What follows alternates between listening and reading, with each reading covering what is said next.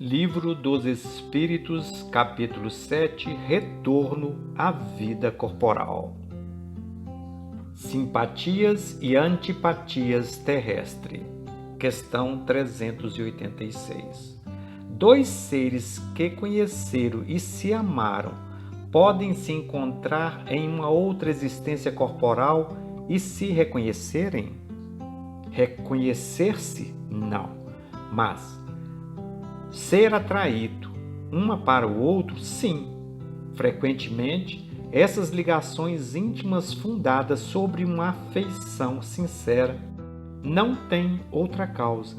Dois seres se aproximam um do outro por circunstâncias aparentemente fortuitas, mas que são o fato das atrações de dois espíritos que se procuram na multidão.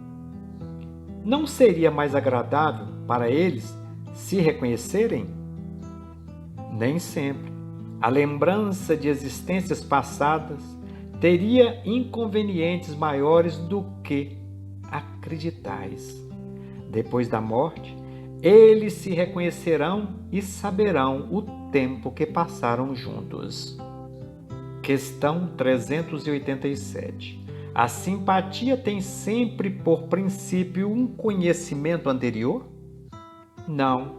Dois espíritos que se compreendem procuram-se naturalmente sem que tenham se conhecido como homens. Questão 388.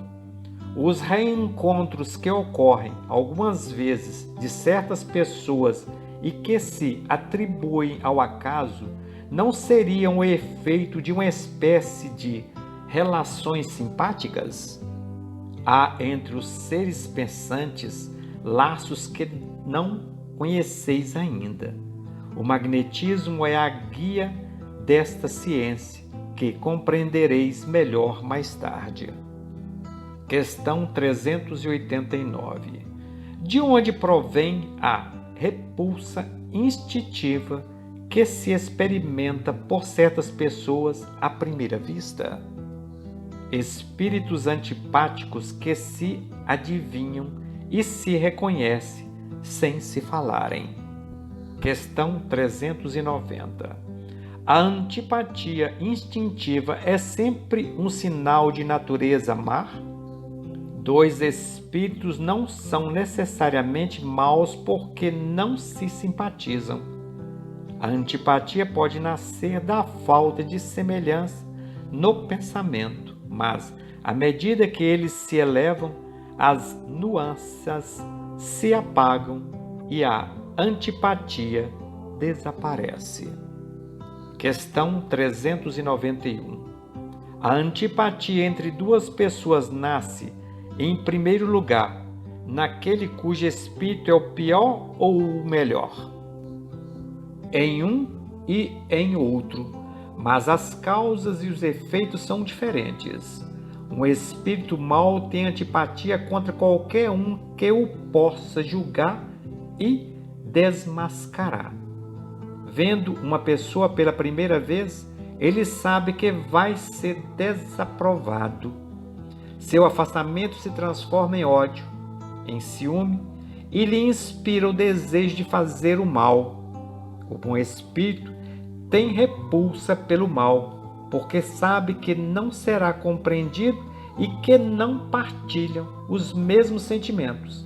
Mas, seguro de sua superioridade, não tem contra o outro nem ódio, nem ciúme. Contenta-se em evitá-lo e lastimá-lo. Esquecimento do passado. Questão 392. Por que o espírito encarnado perde a lembrança do seu passado?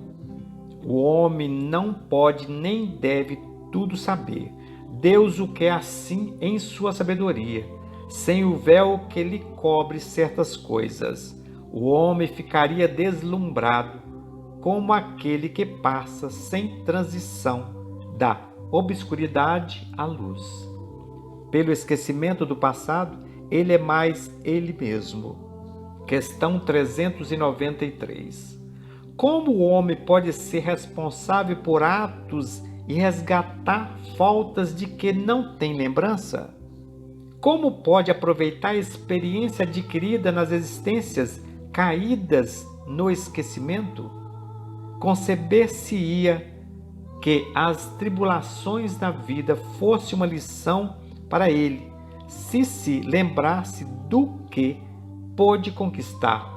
Mas no momento que não se lembra, cada existência é para ele como se fosse a primeira e está, assim, sempre a recomeçar. Como conciliar isso com a justiça de Deus? A cada nova existência, o homem tem mais inteligência e pode melhor distinguir o bem e o mal.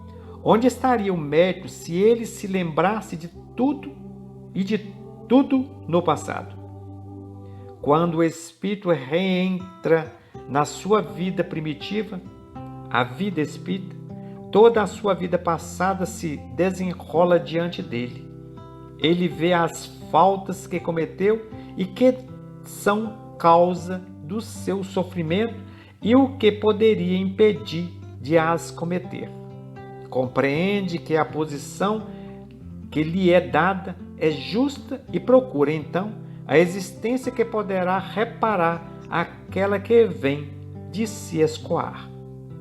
Procura provas análogas àquelas pelas quais passou, ou as lutas que crê adequadas ao seu adiantamento, e pede aos espíritos que lhes são superiores para o ajudar nessa nova tarefa que compreende, porque sabe que o espírito que lhe será dado por guia nessa nova existência o procurará fazer reparar suas faltas, dando-lhe uma espécie de intuições das que cometeu. Essa mesma intuição é o pensamento, o desejo criminoso que vos vem frequentemente e ao qual resistes instintivamente, atribuindo, no mais das vezes, vossa resistência aos princípios que recebestes de vossos pais, ao passo que a voz da consciência que vos fala, e essa voz é a lembrança do passado, voz que vos adverte, para não recairdes nas faltas que já cometestes. O espírito, entrando nessa nova existência, se suporta essas provas com coragem e se resiste, eleva-se e ascende na hierarquia dos espíritos, quando volta entre eles. Questão 394.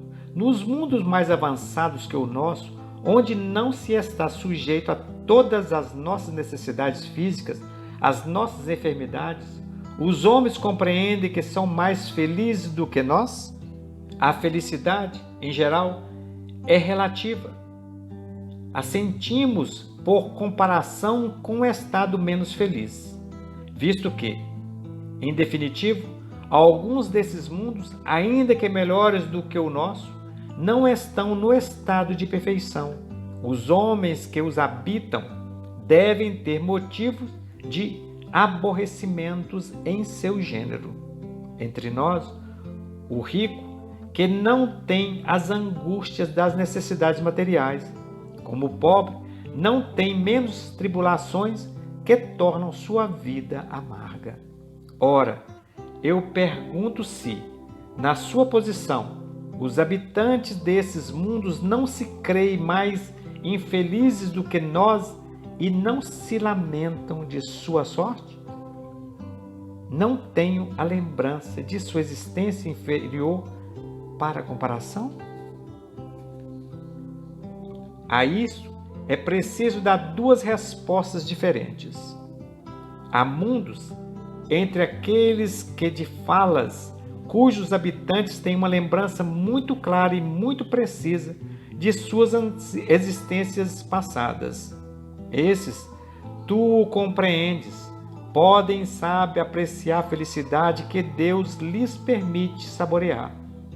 Mas existem outros onde os habitantes, como tu o dissestes, colocados em melhores condições do que vós, não têm menos aborrecimentos, infelicidades mesmo.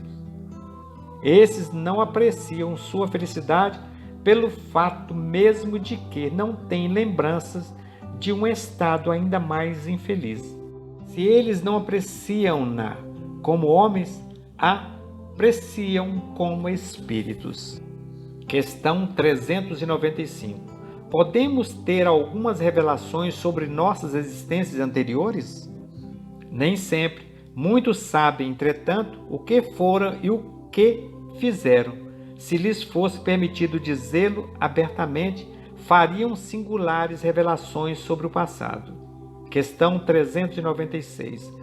Certas pessoas creem ter uma vaga lembrança de um passado desconhecido que se lhes apresenta como a imagem fugidia de um sonho que se procura em vão reter. Essa ideia não é senão uma ilusão? Algumas vezes é real, mas frequentemente é uma ilusão contra a qual é preciso se colocar em guarda, porque pode ser o efeito de uma imaginação superexcitada. Questão 397. Nas existências corporais de uma natureza mais elevada que a nossa, a lembrança das existências anteriores é mais precisa? Sim, à medida que o corpo é menos material, lembra-se melhor. As lembranças do passado é mais clara para aqueles que habitam os mundos de uma ordem superior. Questão 398.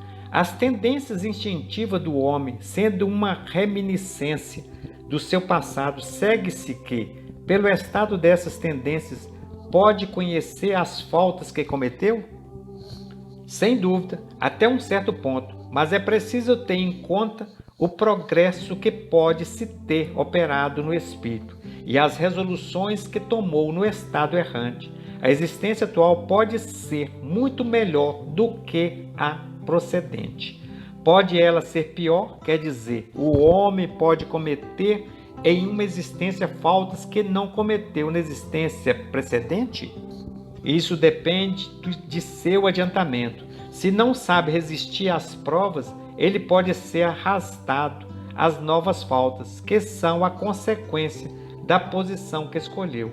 Mas, em geral, essas faltas acusam antes em um estado estacionário do que um estado retrógrado, porque o espírito pode avançar ou parar, mas não recuar.